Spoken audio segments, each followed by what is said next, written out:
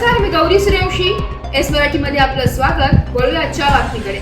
गर्दुल्यांकडून शिर्डी येथे गांजा पिऊन 3 नागरिकांवर हल्ला झालाय. त्यात दोघांचा मृत्यू तर एक जण मृत्यूशी झुंज देत असल्याची बातमी सर्वत्र पसरली असून नागरिकांमध्ये घबराटीचे वातावरण पसरले.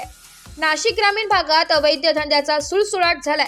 यातच निफाड तालुक्यातील मुंबई-आग्रा महामार्गावरील वडनेर भैरव पोलीस ठाण्याच्या हद्दीत असलेल्या शिरवाडे वणी येथे गांजा, ताडी आणि अवैध दारू विक्री जोरदार सुरू आहे. ज्येष्ठ साहित्यिक कुसुमाग्रज अर्थात विष्णू वामन शिरवाडकर यांची जन्मगाव म्हणून या गावाची ओळख आहे. साहित्यिक आणि ऐतिहासिक गावाची ओळख असलेल्या शिरवाडे वणी गावाला आता अवैध धंद्याचे ग्रहण लागले. गर्दुल्ले राजरोसपणे तिथेच गांजा पिऊन वावरत असतात.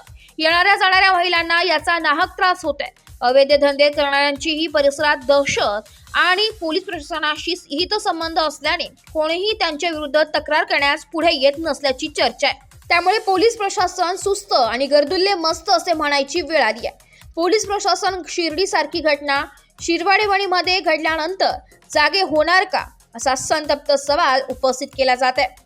दाखवण्यासाठी कुरकुरे, चणे विक्रीची एखादी टपरी तयार करून त्यात राजरोसपणे दारू, ताडी तसेच गांजा विक्री सुरू असतानाच पोलीस प्रशासन कारवाई का करत नाही, हा संशोधनाचा विषय ठरलाय.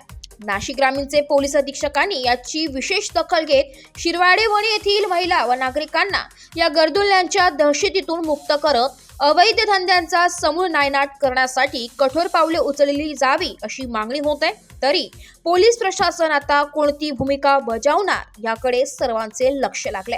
एस मराठी न्यूज साठी विशेष प्रतिनिधी संदीप गुंजाळ, शिरवाडे वणी. अशाच नवीन ताज्या घडामोडी जाणून घेण्यासाठी आमच्या एस मराठी न्यूज चॅनेलला लाईक करा, शेअर करा, सबस्क्राईब करा आणि बेल आयकॉनला क्लिक करायला विसरू नका.